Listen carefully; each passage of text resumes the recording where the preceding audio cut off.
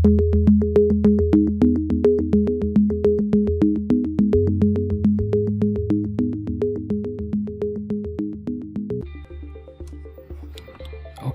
assalamualaikum warahmatullahi wabarakatuh. Bismillahirrahmanirrahim. Baik, hari ini kita melanjutkan yang kemarin ya. Kemarin kita sudah menyusun rencana bisnis. Nah, hari ini kita akan menyelesaikan bagaimana panduan dari penulisan isi rencana bisnis itu sendiri. Nah, ini dapat kita lihat, kita kembali baca buku nih. Bukunya Pak Sidik ya, Ignatius G. Sidik. Nah, di sini di bab 19 ini kita loncat-loncat, kita sesuaikan dengan topik RPS yang kita miliki ya. Nah, di sini adalah panduan penulisan isi rencana bisnis. Nah, hasil akhir dari perencanaan bisnis adalah dokumen yang cukup ringkas. Jadi di sini nanti akan dijelaskan bagaimana sih menyusun atau membuat panduan atau dokumen ya, dokumen yang cukup ringkas mengenai tampilan dari rencana bisnis yang akan kita buat.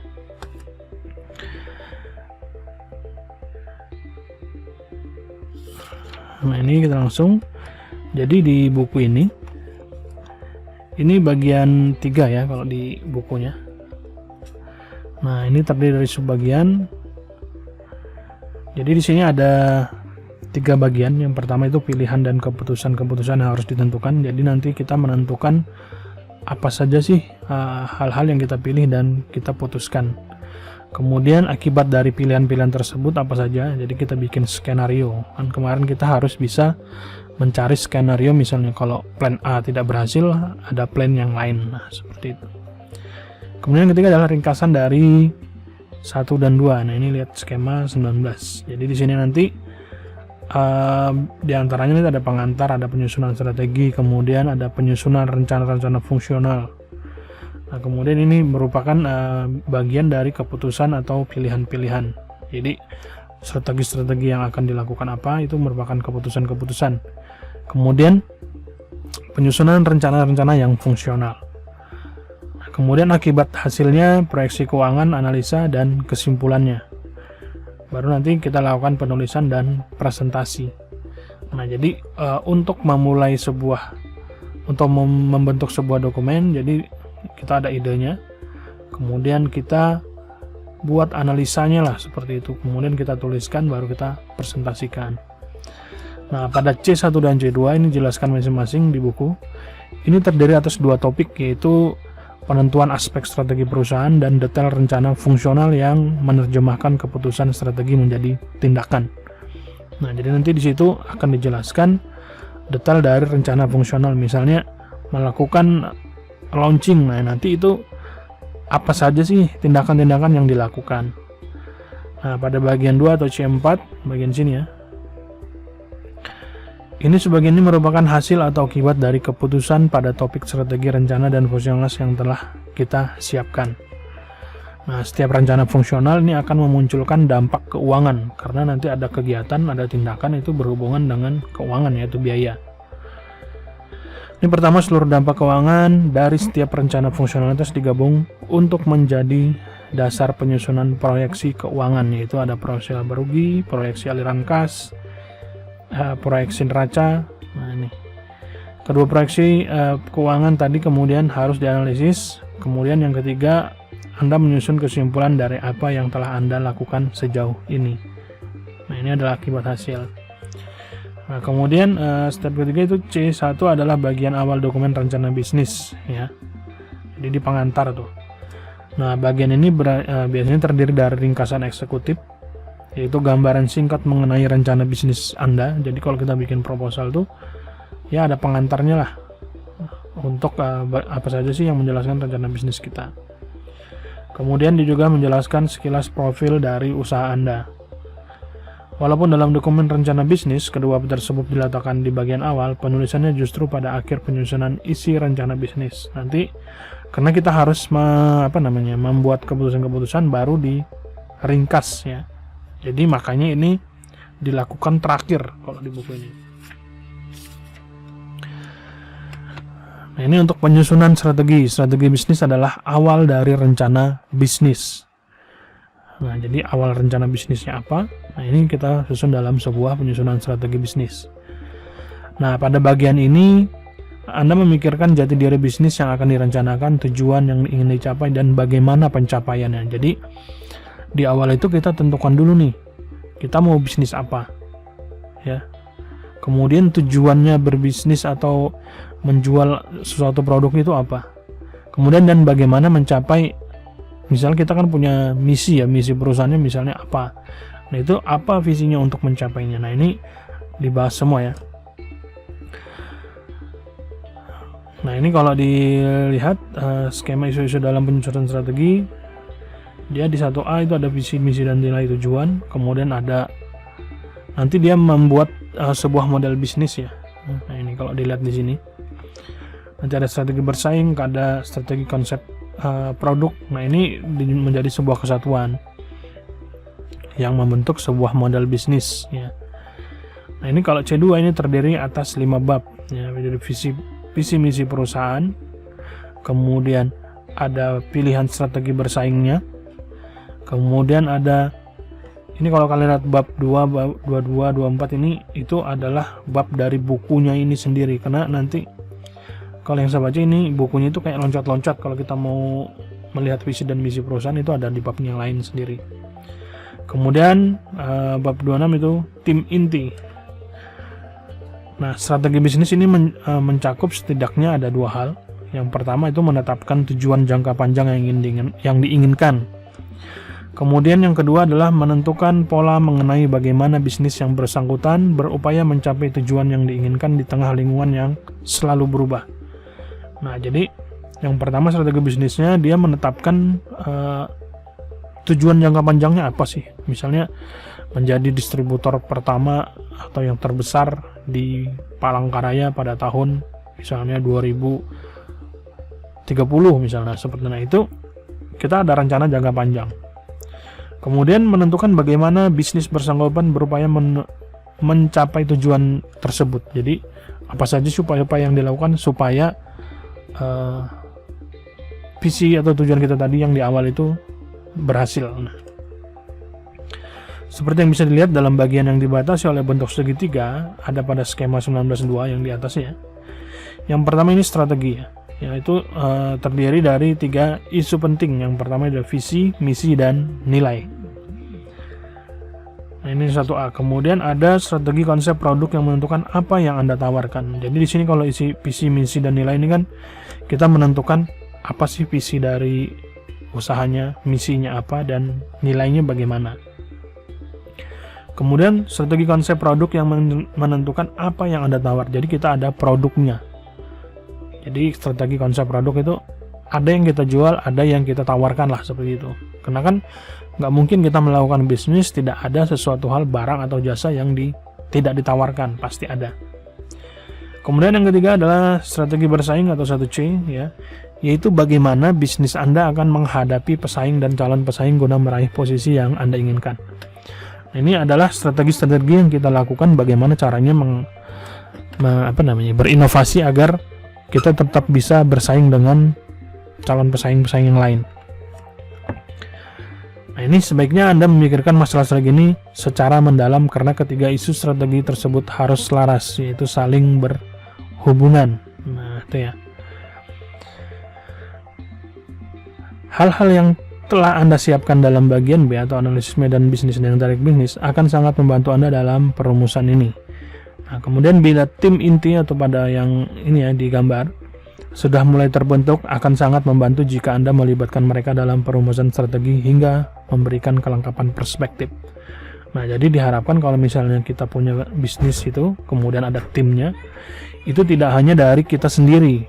Jadi kita melakukan diskusi ya, siapa tahu nanti dari tim itu ada masukan-masukan sehingga memberikan kelengkapan perspektif cara pandang dari model bisnis. Nah, makanya ini dia akan dari tim inti akan membentuk sebuah model bisnis. Jadi model bisnisnya dari berbagai perspektif lah, seperti itu. Nah, berdasarkan strategi tadi, Anda bisa menentukan model bisnis yang tepat. Nah, jadi dari pandangan-pandangan teman-teman di tim inti itu kita bisa menentukan model bisnis yang pas atau sesuai dengan untuk mencapai misi atau visi dari tujuan perusahaan tersebut.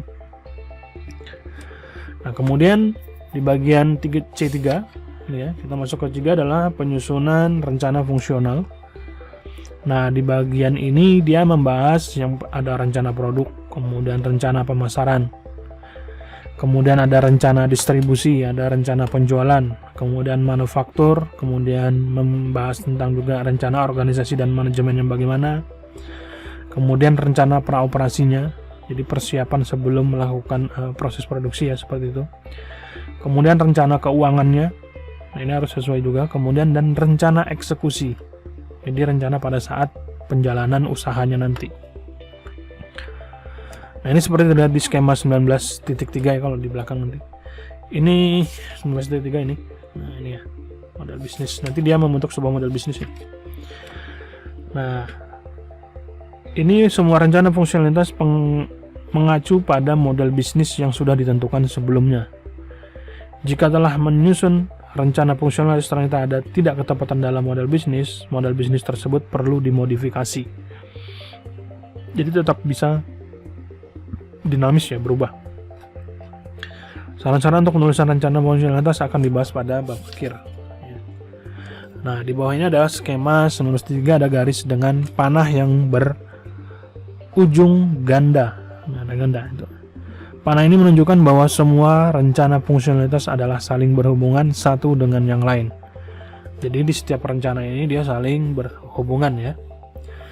Untuk setiap rencana fungsional, Anda perlu menentukan kebutuhan dan dampak dari keuangan. Nah, jadi setiap rencana itu dihubungkan nanti dengan keuangan. Karena misalnya jika perencanaannya terlalu wow, kemudian dananya minim, nah ini nanti tidak akan bisa dieksekusi rencana tersebut. Nah, ini untuk setiap rencana fungsionalitas Anda perlu menentukan kebutuhan dan dampak keuangan. Untuk mempertajam pemahaman mengenai masalah tersebut, sebaiknya Anda mengacu dulu pada bagian E, terutama bagian, nah ini bab yang ada di buku jenis perusahaan distribusi Indonesia, ini rasanya di bagian belakang loh. Kalau kita lihat jenis perusahaan distribusi, coba kita bahas ya. Jenis, nah ini dia bagian E4 347, coba kita lihat sambil kita lihat jenis perusahaan distribusi seperti apa. 3 berapa tadi, 347.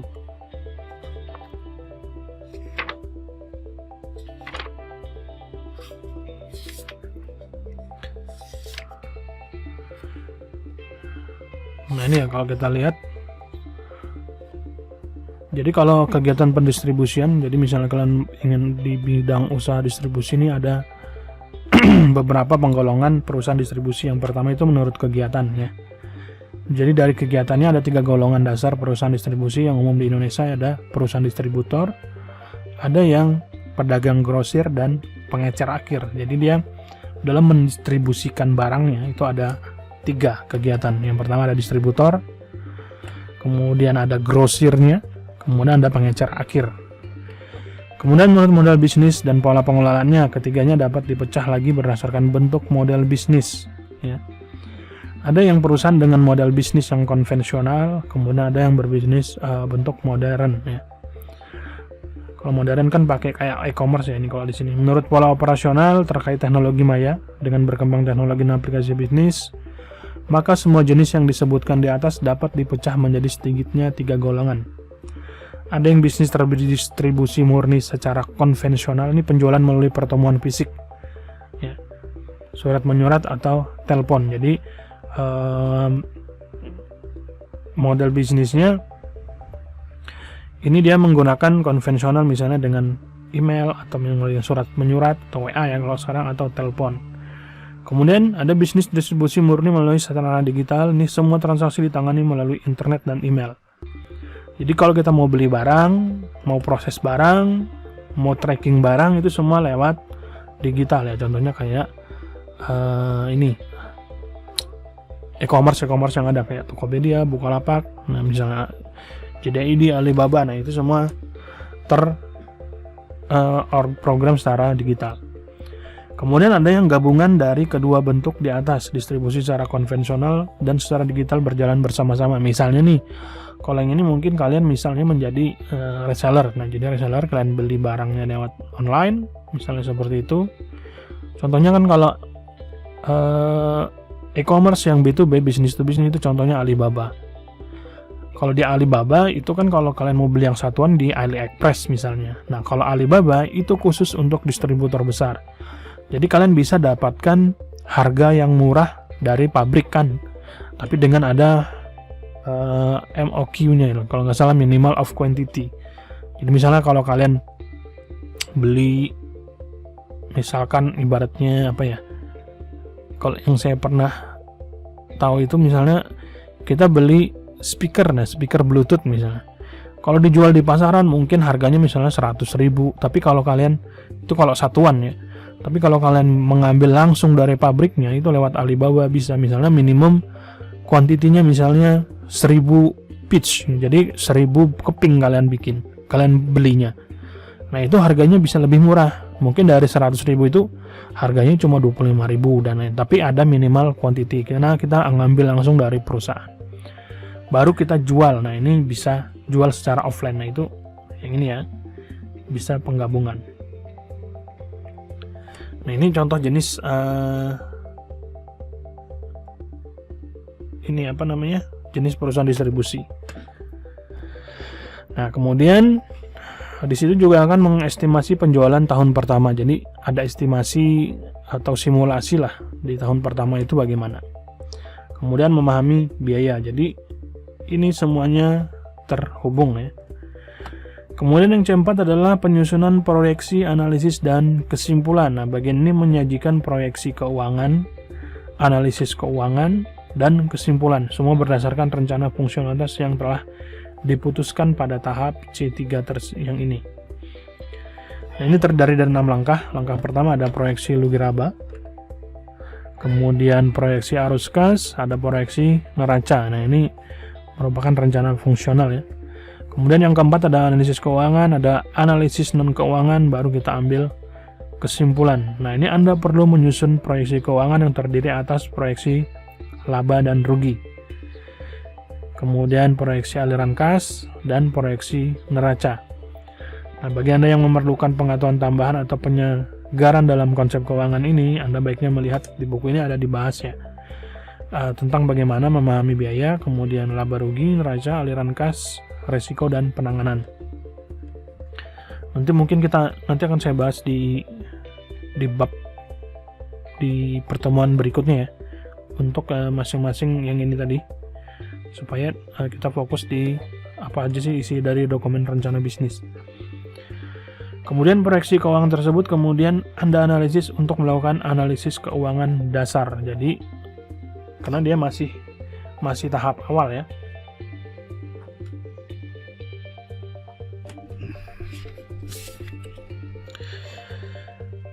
Nah, ini berikutnya adalah proses bagian isi dari rencana bisnis tersebut. Nah, analogi penyusunan aspek rencana bisnis itu dengan membuat ramuan herbal cukup memperjelas apa saja yang Anda lakukan dalam bagian C. Nanti ada contohnya untuk pembuatan ramuan herbal. Tapi untuk menambah pemahaman Anda mengenai langkah pengerjaan, lihat skema 19.5 yang ini. Nah, untuk tiap aspek isi rencana bisnis, pahami dulu latar belakang tiap aspek. Tiap bab dalam bagian C ini akan memberikan berbagai alternatif yang bisa kita pilih ya. Kemudian tentukan hal apa saja yang perlu Anda putuskan dalam aspek yang Anda pikirkan tersebut. Kemudian jika sudah cukup ahli dan menguasai aspek yang bersangkutan, tentu kita akan melewati tahapan ini. Tapi ada baiknya kalau kita juga membaca atau berdiskusi dengan pihak-pihak lain mengenai pengetahuan dan konsep mutakhir tentang aspek yang bersangkutan. Jadi makanya kita perlu diskusi, kemudian perlu ikut di komunitas misalnya, atau mentoring ya dengan orang yang memang sudah sukses di bisnis itu. Kemudian sambil Anda mencari konsep yang relevan, Anda perlu mencari data dan informasi tentang aspek tersebut. Jadi kita perlu juga mencari informasi tambahan. Nah, Kemudian pada langkah 3 dan 4 ini akan memunculkan beberapa alternatif pilihan untuk hal-hal yang perlu Anda putuskan dalam langkah kedua. Nah, jadi kalau kita banyak informasi itu nanti akan memunculkan alternatif pilihan kita untuk putuskan ya. Kemudian dari keputusan yang bersifat kualitatif, misalnya lokasi pabrik, penggunaan distributor eksternal, dan sebagainya. Nah, ini dan keputusan-keputusan yang bersifat kuantitatif yang menyangkut angka-angka seperti luas tanah yang harus dibeli, target penjualan tahun pertama, dan sebagainya. Nah, ini harus dipikirkan untuk penyusunan isi rencana bisnis. Nah, kedua macam keputusan tersebut harus Anda simpulkan dalam bentuk verbal atau kata-kata berbentuk kalimat. Sedangkan dari sisi keuangan, itu tentu dalam bentuk angka. Jadi nanti di dalam dokumen bisnisnya, yang bersifat keputusan kualitatif atau yang verbal itu dituangkan dalam kalimat. Kalau dia berupa keuangan, kemudian ini kita menyajikan dalam bentuk keuangan ya, dalam bentuk angka-angka keuangan lah atau tabel. Nah, itu dengan detail perkiraan atas pemasukan dari aspek tersebut kalau ada. Kemudian biaya tetap dan biaya variabel, kemudian aset yang diperlukan untuk usahanya, dan kebutuhan keuangan pada masa praoperasi. Jadi kebutuhan keuangan praoperasi itu dia sebelum jalan usahanya lah. Nah, itu anggap aja modal awal lah, seperti itu. Untuk praoperasi itu apa yang harus dijelaskan juga. Kemudian rangkum langkah 9 dan 11 tersebut dalam bentuk yang cukup ringkas sesuai dengan kebutuhan. Jadi 9 sampai ke 11, ini langkah 9 sampai ke 11 ini dibikin dalam sebuah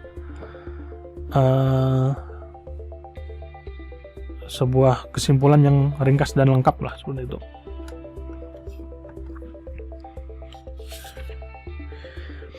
Nah, ini seperti membuat ramuan herbal. Jadi penulisan tiap rencana fungsional dapat dilakukan dengan penyiapan suatu ramuan herbal untuk masalah kesehatan tertentu. Nah, ini kita lihat di skema 19.6 ya. Jadi di sini dia ingin membuat produk misalnya ramuan herbal ya, seperti itu. Nah, ini adalah penjelasannya kalau dari untuk masing langkah-langkahnya nih dari 1 sampai 6. Jadi yang pertama itu, kalau kita ingin membuat sebuah ramuan herbal, yang pertama kita harus punya resep ya. Yaitu gambaran kasar tentang komposisi ramuannya apa saja. Jadi misalnya kita mau bikin kue, ya kita harus tahu resepnya. Kalau kita mau bikin jasa misalnya, ya kita harus tahu jasa apa yang mau kita berikan, nah seperti itu. Nah, penjelasan di tiap bab dalam bagian C ini mirip dengan pengetahuan yang mendasari penyusunan resep. Seperti anggap saja bahwa banyak bahan dari resep tersebut tidak tersedia di pasaran. Nah, jadi kita membuat inovasi kalau memang resep itu tidak ada di pasaran lah, seperti itu. Nanti itu yang membuat ciri khas berbeda dari proposal yang kita buat. Kemudian yang kedua, Anda mencari bahan herbal yang diperlukan di hutan atau di pegunungan. Jadi kalau kita sudah punya resepnya, kita harus punya bahan-bahannya. Nah, bahannya nanti kalau misalnya bisa dicari atau bisa ditanam sendirilah, seperti kalau dalam hal herbal ya. Nah, dalam penyusunan rencana bisnis, langkah ini adalah mengumpulkan pengetahuan dan informasi yang lebih mendetail.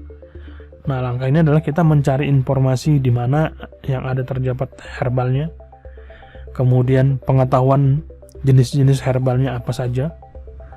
Nah, ini adalah berkaitan dengan aspek tertentu dalam rencana bisnis. Kita memang benar-benar mendalaminya lah, seperti itu. Kemudian yang ketiga, Anda tidak membawa pulang semua bahan yang Anda temukan. Anda hanya akan membawa pulang bahan-bahan herbal yang mungkin bisa digunakan dan relevan dengan resep yang Anda pilih tadi. Demikian juga hanya informasi penting saja yang Anda catat atau Anda simpan. Nah, misalnya ini kita menemukan beberapa herbal gitu, cuma ada beberapa herbal yang tidak relevan, itu tidak perlu kita ambil atau kita pakai. Jadi kita hanya perlu menggunakan herbal yang kita pakai. Itu analoginya sama dengan informasi. Kita dapat banyak informasi nih, kita cari di internet banyak, kita pilih saja yang sesuai dengan aspek atau topik yang kita mau pilih atau kita mau cari. Nah, kemudian yang bagian keempat ini Anda akan memilah-milah bahan herbal tadi, membuang yang tidak perlu, dan hanya menyimpan yang memenuhi standar Anda. Demikian juga informasi Anda pilah-pilah untuk nanti dipilih-pilih. Nah, jadi mungkin kalau kalian mendapatkan informasi itu ada banyak, itu kalian pilih lagi. Nanti kita seleksi lagi yang memang benar-benar sesuai dengan ide bisnis yang kita miliki. Kemudian yang kelima, Anda meracik ramuan herbal dari bahan yang sudah dipilih. Ini analoginya ternyata. Jadi analogi membuat sebuah rencana bisnis itu konsepnya seperti membuat ramuan herbal lah, seperti itu. Nah, ini Anda meracik ramuan herbal dari bahan yang sudah dipilih tadi, tentu saja Anda harus mengambil keputusan-keputusan. Jadi mana yang dipakai dan mana yang tidak. Kemudian racikan tersebut ada yang direbus atau misalnya atau yang ada dikeringkan atau gimana. Nah, ini adalah keputusan-keputusan ya. Nah, secara tradisional ramuan herbal itu biasanya direbus dengan 3 gelas air, reduksi hingga tinggal 1 gelas. Demikian juga dalam menyusun strategi dan rencana fungsional, Anda harus mengambil keputusan yang penting. Jadi misalnya kita punya banyak keputusan atau alternatif, ya kita putuskan yang memang benar-benar penting ya, gitu ya. Nah, ini ramuan herbal siap disajikan, menjadi proses bisnisnya itu sudah selesai. Nah, kesimpulannya intinya adalah memilih dan memutuskan apa yang akan Anda lakukan untuk strategi dan tiap rencana fungsional. Nah, seperti ramuan herbal tadi, pengetahuan itu adalah seperti hutan ya, sedangkan keputusan adalah ramuan yang siap minum. Jadi kuncinya adalah memilih dan memutuskan. Nah, ini isi dari ini ya, apa maksudnya? Isi dari proposalnya. Jadi yang pertama adalah ringkasan eksekutif. Jadi di bab proposal ada ringkasan eksekutif. Di sini dia akan membahas tentang ini untuk keperluan rencana bisnis, sebagian dokumen perencanaan internal, ringkasan eksekutif tidaklah terlalu penting. Berbeda halnya jika rencana bisnis tersebut ditunjukkan untuk dibaca pihak eksternal. Mereka adalah orang-orang sibuk. Anda harus menganggap mereka sebagai pihak yang sebenarnya enggan membaca isi rencana bisnis Anda, kecuali jika memang bisnis yang Anda rencanakan dinilai menarik. Nah, disitulah dengan peran dari ringkasan eksekutif. Jadi kita memang buat seringkas mungkin lah, seperti itu. Secara spesifik, ringkasan eksekutif ini nanti dia akan membahas secara jelas mengenai produk dan layanan yang akan direncanakan ya. Kemudian ada keunggulan produk atau layanannya di mata konsumen. Jadi kita perlu membuat keunggulan dari produk kita apa. Kemudian ada peluang bisnis yang kita temukan. Jadi misalnya dari analisa kita, peluangnya bagaimana tentang layanan atau produk yang akan direncanakan. Kemudian kondisi industri saat ini dan di masa depan. Jadi kita melihat dari kondisi industrinya, misalnya kalau ini industri ini tidak ada, untuk kedepannya masih bagus seperti. Kemudian kondisi pasar saat ini dan masa depan, kita juga harus melihat dari keinginan pembeli atau pengguna dari produk atau layanan yang kita rencanakan. Nah, kemudian strategi yang kita pilih itu apa untuk mencapai tujuannya. Kemudian membahas juga tim manajemen inti, kemudian potensi bisnis dari sisi keuangan, kemudian besarnya dana yang diperlukan. Nah, jadi potensi bisnis dari sisi keuangan ini dengan modal yang ada saat ini tetap bisa berjalan. Nah, seperti itu ya. Jadi ini akan meyakinkan investor atau ya calon orang yang menanamkan modal ke Anda, itu dia bisa melihat bahwa oh, bisnis ini benar-benar jalan. Kalau saya tambahkan dana, kemungkinan akan berjalan lagi lebih bagus. Nah, seperti itu ya. Nah, ini kalau ilustrasinya ya. Jadi batu bara dari kotoran sapi. Nah, ini misalnya ada ringkasan seperti ini. Dia membuat sebuah proposal ya. Nah, ini dia menjelaskan ringkasan eksekutif. Jadi di sini Eco Fabric atau EVB adalah perusahaan yang akan didirikan untuk memproduksi dan memasarkan batu bara dari kotoran sapi sebagai bahan baku. EVB ini menawarkan batu bara berkualitas tinggi dengan harga rendah yang diproduksi dari bahan baku dan proses yang ramah lingkungan. Di sini dia menjelaskan secara garis besar apa sih FEB itu atau EcoBrick, atau ini produk dia apa. Nah, kemudian dia jelaskan lagi latar belakang dari kotoran sapi yang melimpah. Ini adalah bahan baku. Nah, kemudian dia membahas lagi prosesnya ya. Ini melalui proses tersebut kotoran sapi dapat dimanfaatkan untuk menggantikan 70% tanah liat yang dipakai untuk membuat batu bara. Jadi bisa diganti. Kemudian FEB ini menawarkan keunggulan. Jadi keunggulan apa saja sih yang ditawarkan dari produknya? Nah, kemudian dia lihat lagi nih dari segmen pasar. Jadi singkat ya, dia nyesuaiin ini tadi. Kemudian kondisi pasar saat ini dan masa depan. Nah, ini sama. Kemudian ada 3 output sosial. Nah, ini keuntungan atau dari kelebihan dari usaha tersebut.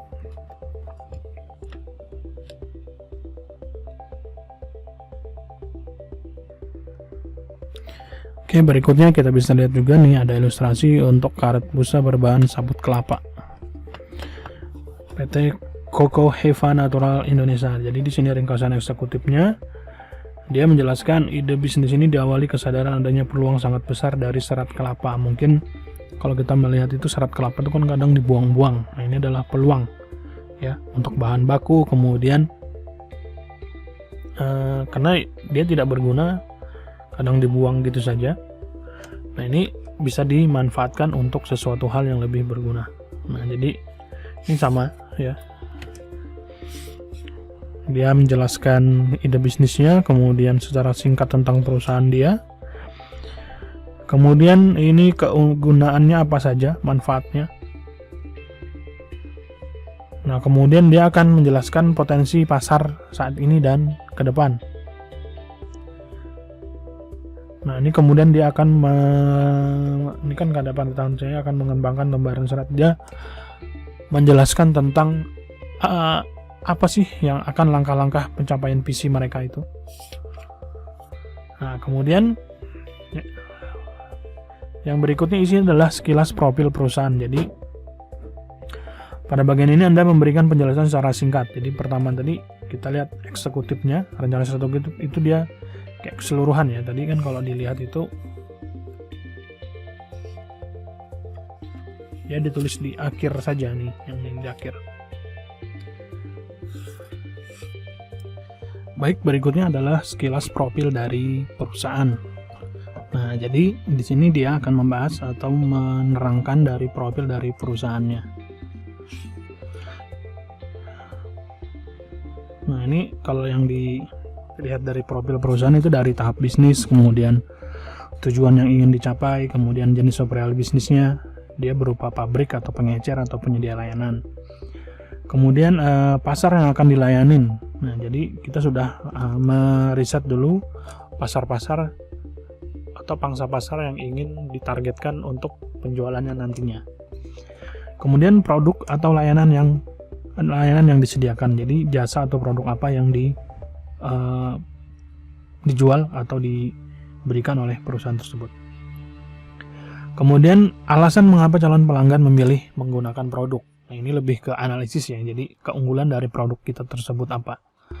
Kemudian, mengapa Anda merasa yakin bahwa bagian pasar yang Anda tuju akan mau menjadi pelanggan Anda. Ini berdasarkan data-data atau informasi yang sudah kita dapat. Jadi kita memutuskan bahwa ada pasarnya lah, seperti itu. Kemudian bentuk badan hukum dari usaha tersebut, kemudian lokasi dan lingkup geografisnya, kemudian siapa saja yang akan mengelola atau struktur organisasinya. Nah, ini untuk di tahap bisnis ada banyak kemungkinan mengenai tahap bisnis yang benar-benar sedang Anda alami saat menulis rencana bisnis. Kemudian jenis operasi bisnisnya itu berupa pabrik, pengecer, atau penyedia layanan. Ya. Kemudian tujuan yang ingin dicapai dengan membuka bisnis. Jadi jelas tujuannya dalam jangka panjang yang ingin dicapai dalam bisnis Anda. Misalnya membuat merek Anda menjadi salah satu merek terkuat dalam pasar yang Anda layanin. Nah, seperti itu ya.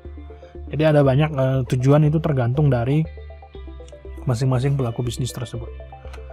Kemudian jenis pasar. Nah, jenis pasarnya ini adalah yang pertama adalah jenis pasar penawarannya bisa barang berwujud atau seperti furniture atau berupa layanan seperti perbankan dan konsultasi.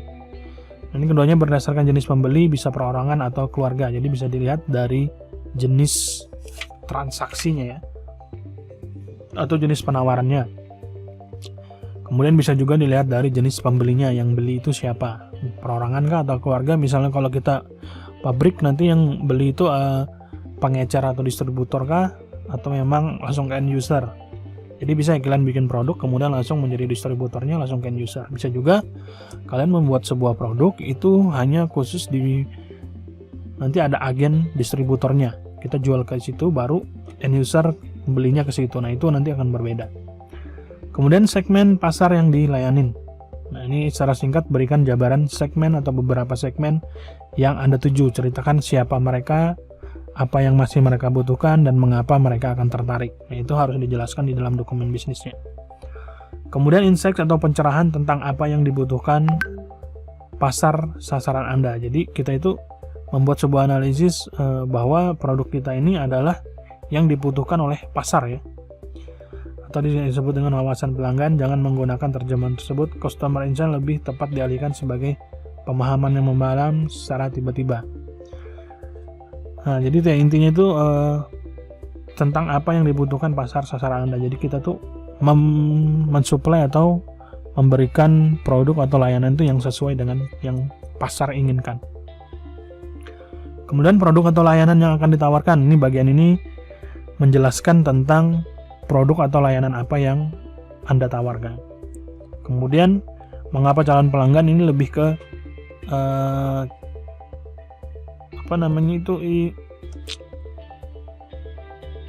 kesimpulan kita kenapa pelanggan itu menggunakan produk yang kita buat atau layanan yang kita berikan. Kemudian bentuk badan hukum. Nah bentuk badan hukum ini nanti bentuk badan hukum usahanya itu seperti apa, dia berupa PT kah atau CV atau firma ya, atau perseroan komanditar atau perseroan terbatas, nanti itu berbeda-beda. Kemudian lokasi tempat menjalankan usaha. Jadi yang namanya usaha ya harus ada tempatnya ya, atau kantor lah seperti itu. Nah ini kalau kita memang benar-benar menjalankan usaha bisnis yang agak besar ya.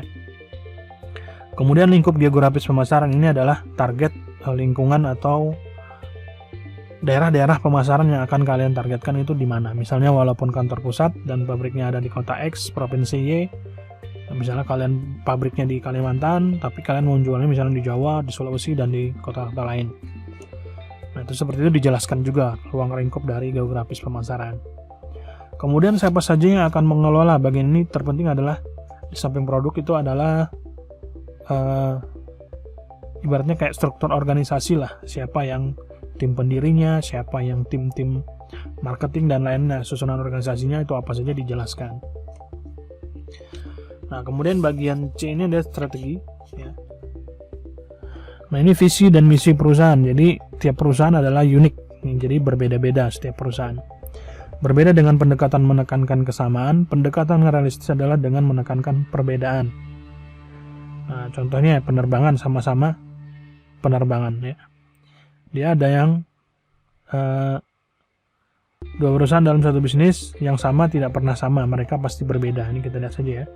Tanpa menilai mana yang lebih baik, coba bandingkan contoh tersebut. Misalnya ada penerbangan, ada Garuda, ada Lion Air. Dia walaupun di sama-sama bidang penerbangan, dia ada beda-beda. Antara Garuda dan Lion Air itu beda. Kemudian ada rumah sakit, ada RS Fatmawati, ada RS Pondok Indah, ini beda juga. Nah, apa yang membuat mereka berbeda? Mirip dengan perbedaan kepribadian di antara manusia. Jadi setiap jenis usaha itu nanti punya ciri masing-masing ya. Ya misalnya kalau kita lihat saja, ini tanpa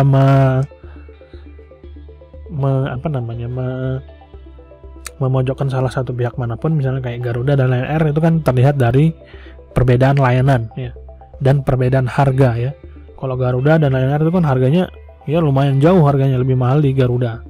Tetapi yang didapatkan di Garuda layanan. Nah, jadi kalau orang ingin layanannya nyaman misalnya dengan harga yang sesuai di kantong dia ya, dia pasti pilih Garuda. Kalau Lion Air misalnya dia untuk ekonomi menengah ke bawah ya. Nah, ini walaupun sama-sama penerbangan tapi dia ada berbeda. Kemudian perlu menentukan kepribadian perusahaan. Nah, jadi Anda akan mendirikan perusahaan kumpulan berbagai orang dalam beragam latar belakang dan kemampuan. Perusahaan Anda akan bertemu dengan banyak pembeli dan pemasok. Nah, ini nanti akan menyebabkan atau menimbulkan bahwa perusahaan Anda itu memiliki kepribadian sendiri ya. Kemudian yang perlu ditentukan visi, misi, dan nilai dasar ya. Jadi kalau lihat di sini visi ya, kita langsung aja. Visi ini menunjukkan arah kemana Anda dan perusahaan Anda akan bergerak di masa depan. Jadi kita buat visi kita itu apa sih yang akan kita capai, bisnisnya mau menjadi apa nantinya. Nah kemudian ini contoh visi ya, Garuda Food, perusahaan makanan dan minuman dua terbaik di Indonesia pada tahun 2017. Jadi visi mereka itu menjadi perusahaan terbaik kedua di Indonesia pada tahun 2017. Nah, kemudian misi adalah tugas atau menyatakan apa yang Anda lakukan dan mengapa yang Anda lakukan. Hal tersebut, misi terdiri dari jawaban atas 3 pertanyaan. Apa yang kita lakukan, kemudian untuk siapa kita melakukannya, dan apa manfaat dari manfaat yang kita ciptakan bagi mereka. Nah, ini ada juga yang mengatakan bahwa misi adalah jawaban dari pertanyaan mengapa perusahaan ini ada. Ini contoh misi menjadi tempat dan cara makan favorit bagi pelanggan kami. Jadi itu agak lebih ke apa manfaat yang ingin diciptakan lah, seperti itu. Nah, nilai dasar adalah apa yang dianggap baik dan tidak baik, atau bahkan apa yang benar dan tidak benar. Contoh nilai dasar yang pertama Unilever ini fokus pada pelanggan. Jadi dia nilai dasarnya lebih ke orientasi ke pelanggan. Misalnya kalau kerjasama lebih ke teamwork. Nah, ini nilai-nilai dasar yang ada di perusahaan tersebut. Nah, ini tidak harus ketiga-tiganya. Tidak semua perusahaan menggunakan ketiga bentuk identitas, visi, misi, dan nilai dasar ya. Ada yang hanya menyatakan misinya saja, ada juga yang menyatakan 2 dari 3 bentuk identitas. Tetapi ada juga perusahaan yang menyatakan jati diri mereka dengan menggunakan ketiga-tiganya. Sebagai contoh Bank Mandiri. Visinya bank terpercaya pilihan Anda, kemudian misinya berorientasi pada pemenuhan produk pasar. Nilai dasarnya peduli, jujur, mengupayakan. Nah, ini dia memakai semua. Tapi ada beberapa perusahaan itu yang hanya menjelaskan entah dia visi, misi, atau nilai dasar saja. Misalnya kayak SCTP ya. Satu untuk semua. Nah, misalnya kan seperti itu tuh. Apa lagi? RCTI oke. Nah, seperti itu ya. Itu dia merupakan nilai dasar ya yang dia pakai. Dia yang penting RCTI itu adalah oke. Nah, seperti itu. Kemudian pilihan strategi bersaing. Nah, strategi bersaing itu adalah tentang menjadi berbeda ya. Ini berarti secara sadar memilih sekelompok kegiatan berbeda untuk mencapaikan suatu racikan yang unik. Ini harus, kalau berbicara dengan yang berbeda, ini berhubungan dengan inovasi kemarin ya. Inti strategi adalah memilih untuk melakukan kegiatan yang berbeda dengan yang dilakukan lawan. Jadi kita punya inovasi atau punya ciri khas khusus yang membedakan kita dengan lawan usaha ya, seperti itu. Nah, kalau di sini inti strategi adalah keunikan. Jadi bagaimana caranya kita tuh membangun image supaya bisa diingat oleh pasar ya, tentang misalnya kayak Garuda tadi. Garuda itu image-nya adalah mahal. Ya memang mahal ya. Tapi dia juga image-nya adalah Garuda itu adalah misalnya kayak tepat waktu, kemudian Garuda itu dia layanannya enak dan maksimal. Nah, kemudian biasanya kalau Lion nih, saya tanpa memojokkan yang lainnya, biasanya Lion itu kebanyakan orang bilang, ini suka delay. Nah, seperti itu ya. Jadi ini adalah strategi bersaing. Jadi buat uniknya bagaimana. Tapi diantaranya kalau yang kayak lain tadi murah. Nah, jadi dia lebih terjangkau untuk orang untuk bisa naik pesawat.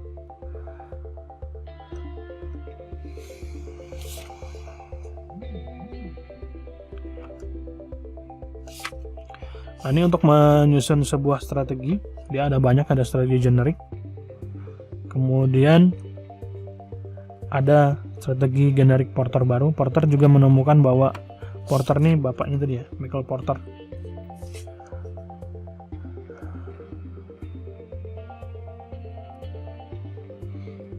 Nah, di sini kalau dilihat di sini biaya rendah dan biaya tinggi.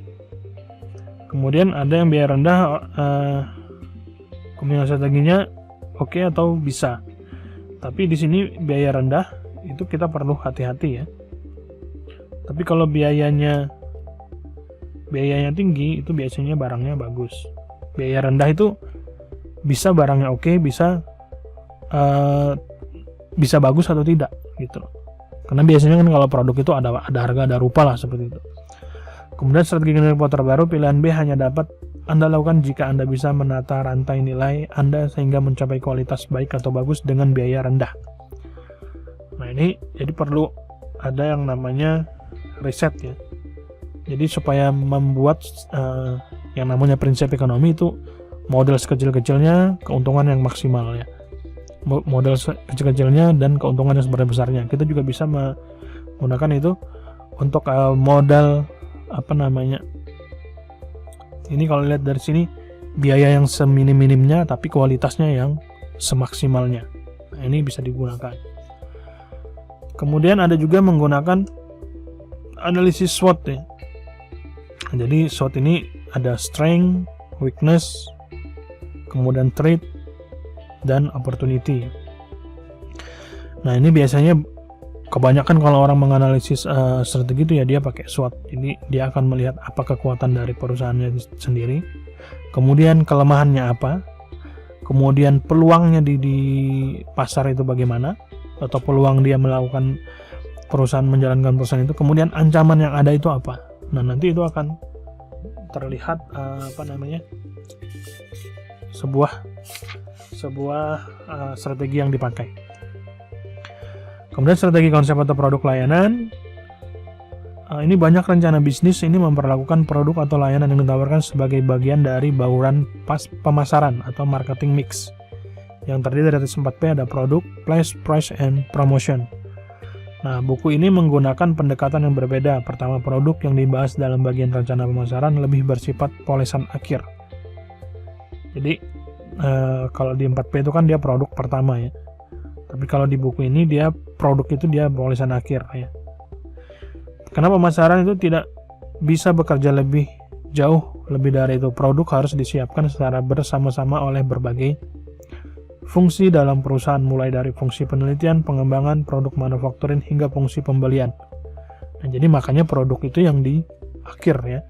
Karena dia harus melalui tahapan dari penyiapan bersama-sama dalam perusahaan tersebut, kemudian research-nya bagaimana, kemudian dari fungsi manufacturing-nya hingga fungsi pembelian atau penggandaannya.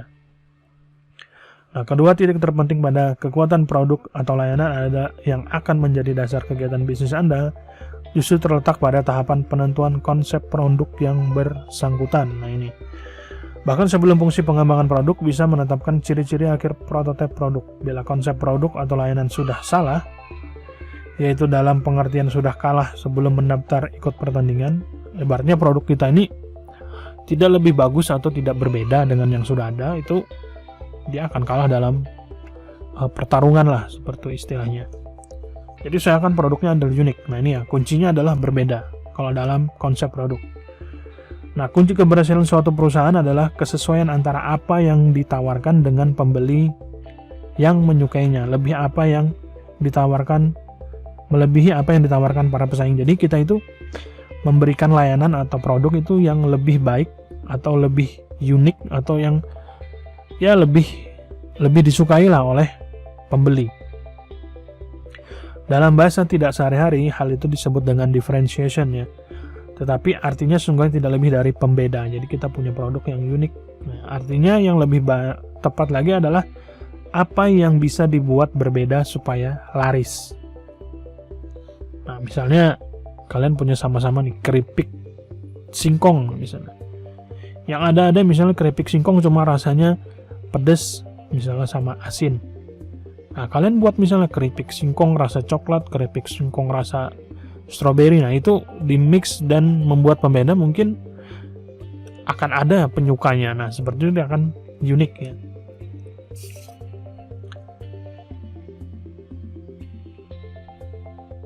Nah, ini kalau dilihat dari sini Bagian ini menggabungkan pandangan Garvin dan Oswalder Pilgrim mengenai produk yang akan kita bahas.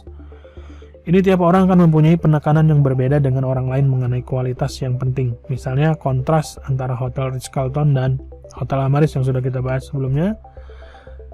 Jelas bahwa kualitas yang dianggap penting oleh pelanggan Amaris jauh berbeda dengan yang dianggap penting oleh pelanggan Ritz-Carlton. Jadi dia memiliki, ini yang dibahas di buku ini ya. Jadi masing-masing hotel itu dia punya ciri khas masing-masing. Jadi misalnya antara pelanggan Ritz-Carlton dan Amaris, hal yang dianggap penting oleh Ritz-Carlton mungkin sama yang di Hotel Amaris tidak. Begitu pula sebaiknya. Jadi ada ciri khasnya. Nah ini yang menjadi pembeda itu biasanya performa ya. Yang pertama itu adalah tingkat kedikdayaan suatu produk dalam melakukan tugas utamanya. Jadi keunggulan dari produknya. Kemudian yang kedua itu pembedanya adalah di keandalan. Nah, adalah lamanya suatu produk bisa bekerja. Jadi mungkin produk kita berbeda dari yang lain misalnya. Mungkin sama ya. Cuma bedanya produk kita lebih awet. Nah, itu ada sama-sama misalnya kayak kita bikin alat apa seperti ini, dia lebih lama dipakai. Kemudian tampilan adalah penyelesaian produk atau finishing. Banyak toko kue seperti Breitag dan Holy Bakery yang menyajikan roti dan kue tar dengan tampilan yang mengesankan. Nah, ini tampilan luarnya yang terlihat. Ya, misalnya kalau kita lihat baju ya sama-sama baju, bahannya sama, kemudian bentuknya sama misalnya. Tapi lihat dari tampilan desainnya, warnanya, nah itu berbeda, itu juga akan membuat sebagai pembeda.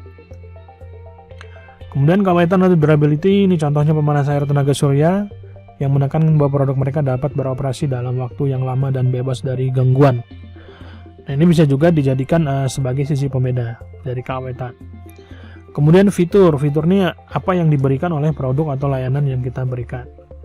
Kemutakhiran ini dari jenis dia itu bahwa produk yang ditawarkan itu selalu baru, jadi mengikuti perkembangan atau teknologi terkini. Kemudian desain, perusahaan memilih nilai ini sangat mengutamakan desain yang tepat bagi pelanggan mereka. Jadi produk-produk yang dihasilkan itu didesain sesuai dengan keperluan pelanggannya lah, seperti itu. Kemudian sesuai standar, ini produk yang dijamin menyamai atau bahkan melebihi standar yang telah ditentukan atau yang telah dijanjikan. Kemudian sesuai pemesanan, nah ini ada dia customization, itu berbeda dengan bisnis produk massal. Bisnis dengan pilihan ini membuat desain produk yang sesuai dengan keinginan tiap pelanggan. Nah kalau kalian lihat, kalau yang saya lihat di YouTube ya itu ya, misalnya kenapa mobil kayak Lamborghini atau mobil sport yang harganya di atas 10M itu bisa mahal, dia tergantung siapa yang memesan sesuai customize. Jadi mungkin mesinnya sama, cuma fitur di dalamnya berbeda ya, misalnya dari joknya atau dari bannya misalnya, atau dari jenis bahan joknya. Nah ini sesuai dengan pesanan, nah itu mereka juga bisa jual di situ. Kemudian reputasi ini juga berpengaruh ya. Jadi reputasi, kalau kita lihat, ambil contoh nih obat sakit kepala Paramex yang mempunyai citra kuat yang muncul dari pengalaman para pemakainya karena kecepatannya menghilangkan rasa sakit kepala. Nah jadi kalau reputasi ini, jadi kalau orang sakit kepala ya apa obatnya? Ya Paramex. Nah seperti itu.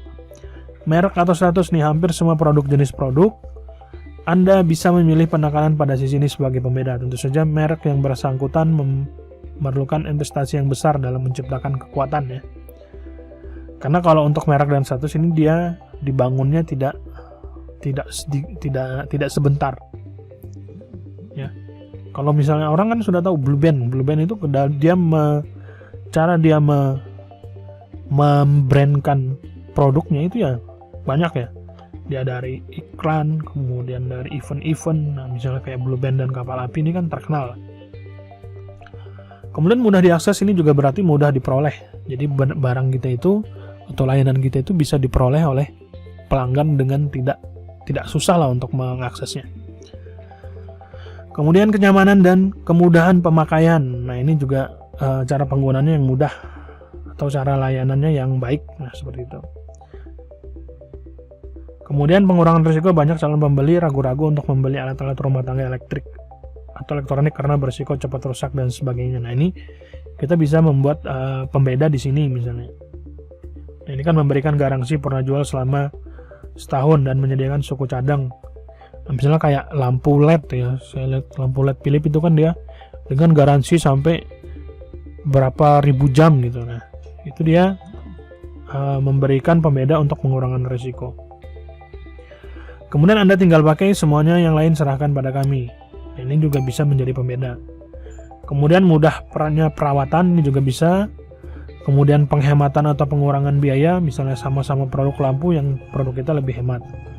Kemudian harga, nah ini tantangan untuk menawarkan harga murah sebagai nilai utama memang menarik. Kalau Anda siap menanganinya, karena belum tentu ya semua harga murah, kita jual harga murah memang laku. Tapi apakah itu akan menutupi biaya produksi? Nah, jadi harus ada perhitungannya. Jadi kalau kalian misalnya ingin melakukan hal itu, kalian harus siap menanganinya. Misalnya contohnya nih, di Indomaret atau di Alfamart misalnya. Ya, kita ambil contoh di dua retail ini penjualan. Itu ada produk yang murah dari pasaran ya, misalnya dari warung-warung. Diskon-diskon banyaknya. Tapi kalau kalian perhatikan secara seksama, di toko itu tidak semuanya murah ya. Ada beberapa produk yang memang murah, tapi ada beberapa produk yang mahal. Lebih mahal, bahkan lebih mahal dari harga pasaran biasa.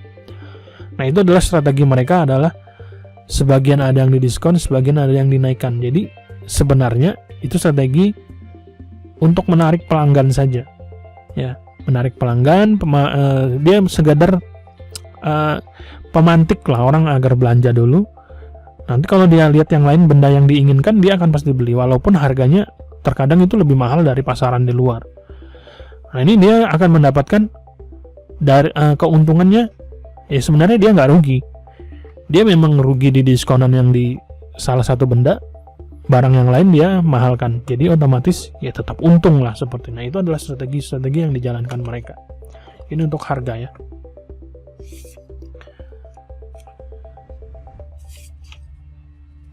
Kemudian model bisnis. Nah, ini model bisnis itu bisa dilihat dari siapa pelanggannya, nilai yang dihargainya.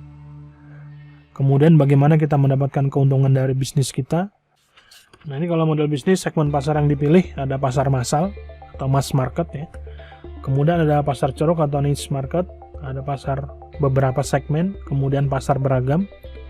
Ada juga pasar yang berisi banyak. Nah, ini yang kita bahas dulu, pasar massal itu adalah jika Anda memilih pasar ini berarti Anda melayani semua pihak yang memerlukan produk atau layanan yang Anda tawarkan. Tanpa kecuali, contoh yang jelas adalah produk mie instan dengan merek Indomie. Ya, dia ini akan memberikan pemasaran yang besar ya. Dia untuk end user iya, dia untuk distributor iya, pokoknya semuanya lah seperti itu. Kemudian ada pasar ceruk atau niche market, itu pasar yang berukuran kecil dengan kebutuhan relatif unik. Misalnya perusahaan yang membuat pakaian adat dari suku tertentu saja. Nah, ini segmen pasarnya dia tertentu. Misalnya kalau kita bikin baju pakaian adat Dayak ya, kita segmennya di niche di pakaian adat Dayak saja gitu. Kemudian ada yang beberapa segmen atau segmented. Dalam pasar ini ada beberapa segmen yang tampaknya mempunyai kebutuhan yang mirip tetapi sebenarnya berbeda. Nah, dalam perbankan misalnya ini ada segmen perbankan eceran atau retail banking, segmen perbankan perusahaan, dan segmen perbankan institusional. Nah, jadi ada beda-beda segmen pasarnya. Kemudian pasar beragam atau diversity adalah pilihan yang menunjukkan bahwa perusahaan yang bersangkutan melayani dua atau lebih segmen dengan kebutuhan yang berbeda. Misalnya pada bisnis pakaian jadi, suatu perusahaan menjual pakaian bermerek melalui toko pengecer ke pasar perorangan. Dan pada saat yang sama juga melayani bisnis yang membeli dalam partai jumlah besar. Nah, ini adalah pasar beragam ya atau diversified ya. Kemudian ada pasar yang berisi banyak. Pasar ini Anda melayani sedikitnya dua pasar secara bersamaan dengan penawaran produk atau layanan yang berbeda tapi saling berkaitan. Sebagai contoh adalah bisnis majalah atau siaran radio niaga. Pertama, Anda melayani pembaca atau pendengar. pada saat yang sama Anda melayani pemasaran iklan. Nah, ini adalah jenis yang pasar bersisi banyak. Kemudian nilai yang ditawarkan. Nah, ini apa sih yang ditawarkan dari produk kita? Kemudian saluran distribusinya bagaimana? Menjadi atau memperkerjakan tenaga menjual, atau dia berupa grosir, atau melalui penjualan melalui halaman atau website ya. Kemudian atau membuka toko khusus atau outlet khusus untuk barang-barang. Nah, ini saluran distribusinya. Kemudian hubungan Anda dengan pelanggan, ya, ada layanan pribadi, ada layanan pribadi dengan petugas khusus, ada self-service, layanan otomasi, komunitas, ko-kreasi. Nah, kalau layanan pribadi ini, setiap saat pelanggan dapat meminta bantuan dari perusahaan Anda, misalnya dengan menelpon layanan konsumen atau mengirimkan email. Kemudian layanan pribadi dengan petugas khusus, Anda menugaskan seorang untuk melayani tiap pelanggan. Jadi tiap regional itu ada agennya lah, seperti itu. Kemudian self service ini perusahaan Anda tidak melayani pelanggan, mereka melakukan sendiri. Itu ya kayak swalayan lah istilahnya, model bisnisnya. Kemudian layanan otomasi ini sedikit lebih canggih daripada layanan self service. Banyak bank yang memanfaatkan jenis hubungan ini dengan pelanggan mereka. Ya, contohnya kayak ATM itu otomasi dia. Jadi kita masukin kartu, dia otomatis akan mendebet dan menghitung sisa saldo kita. Kemudian hubungan yang berikutnya adalah komunitas, perusahaan yang mendukung komunitas para pelanggannya yang dapat menjadi sumber layanan dan pemecahan masalah. Nah, ini banyak penyedia perangkat lunak maupun keras memanfaatkan bentuk ini di samping bentuk lainnya. Kemudian ko-kreasi ini perusahaan yang melibatkan pelanggannya dalam menemukan solusi atau bahkan dalam merancang produk atau layanan yang tepat. Nah, jadi dia kerjasama dengan pelanggannya. Contohnya nih, kalau ko-kreasi ini contoh perusahaannya ya kayak ada web yang kita mencari ikonnya. Misalnya kita mau bikin banknya, ikon-ikon gitu ya. Atau ikon misalnya kita mau bikin produk apa, nah itu ada logonya. Nah, itu biasanya ada menjual logo atau menjual wallpaper atau menjual foto. Nah, itu adalah yang ko-kreasi.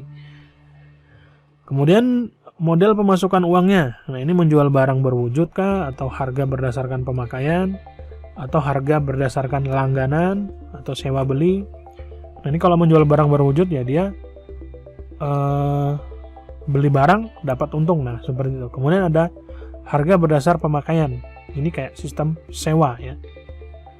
Ya, sewa misalnya kayak kamar hotel, kemudian penyewaan mobil. Kemudian ada yang berdasarkan langganan. Nah, jika caranya kalau sekarang itu kan pusat kebugaran banyak menggunakan cara ini, harga berdasarkan langganan. Jadi dia bebas full pakai semua dengan berlangganan dalam waktu tertentu. Kemudian dari sewa mobil agak mirip dengan gabungan cara pemakaian dan harga langganan. Pelanggan dapat mengakses untuk menggunakan disewa dulu, kemudian baru nanti dalam periode waktu tertentu dia bisa membeli. Kemudian ada lisensi. Ini pemasukan uang yang didapatkan dengan memberikan izin kepada pelanggan untuk menggunakan hak milik intelektual ya. Contohnya kayak software ya. Nah, itu adalah pakai lisensi. Kemudian biaya perantara ini mendapatkan penerimaan karena menjadi perantara antara pihak. Ini ada fee lah istilahnya. Atau ini contohnya ya kayak model broker ya. Misalnya broker rumah. Jadi saya mendapatkan fee dari penjualan rumah melalui jasa yang saya layani. Ini. Kemudian ada biaya pemasangan iklan. Nah, ini jika dulu hanya media saja seperti koran, kalau sekarang kan kita bisa pasang iklan ya. Contohnya kalau kalian punya YouTube nih ada, atau YouTube atau Instagram, kalian endorse. Nah, ini kan ada biaya iklan. Kemudian yang dibahas berikutnya adalah sumber daya utama. Untuk memenuhi janji pada segmen pasar dipilih sehingga dapat memberikan nilai. Nah, ini sumber daya berwujud.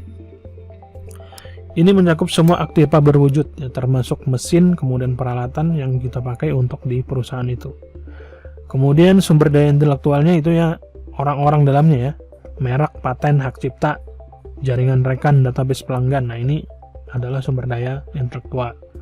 Kemudian SDM-nya ini adalah manusia yang menjalankan perusahaan tersebut atau usaha tersebut. Kemudian ada sumber daya keuangan ya, berhubungan dengan keuangan. Kemudian untuk kegiatannya dia berupa produksi atau proses layanan, kemudian ataukah pemecahan masalah, ataukah platform atau jaringan. Ya, ini kalau produksi pelayanan itu adalah manufacturing atau penyedia layanan, kegiatan ini adalah kegiatan utama. Kemudian pemecahan utama, banyak perusahaan yang menekankan pemecah masalah sebagai nilai yang ditawarkan. Contohnya adalah rumah sakit, perusahaan konsultan, nah itu adalah pemecahan masalah. Kemudian platform atau jaringan, ini contohnya Microsoft menggunakan sistem operasi Windows. Nah, ini adalah platformnya. Kemudian rekan usaha atau pemasak utama. Nah, ini perlu juga dibahas di dalam proposal. Rekan-rekan kita siapa saja sih? Kemudian untuk model biaya berikutnya, ini akan menjelaskan tentang cost driven-nya, habis itu value driven-nya apa, biaya tetap, biaya variabel, ekonomi skala. Nah, itu dijelaskan di dalam proposal bisnis. Nah, ini adalah untuk model bisnis ya. Kemudian tim inti. Nah, tim inti ini dia menjelaskan siapa saja sih yang ada di dalam usaha tersebut. Jadi dilihat dari pengalamannya, kemudian apa saja yang mereka capai. Biasanya kan kalau dilihat dari tim intinya ini orang-orang yang berpengaruh misalnya di bidang apa, nah itu akan menjadi nilai tersendiri lah, seperti itu. Kemudian rencana fungsional, ini rencana produk layanan. Nah, ini untuk rencana produk layanan nanti akan kita bahas di pertemuan berikutnya. Untuk pertemuan kali ini saya cukupkan dulu karena durasinya sudah panjang ya, nanti videonya agak panjang. Oke, terima kasih atas perhatiannya. Assalamualaikum warahmatullahi wabarakatuh dan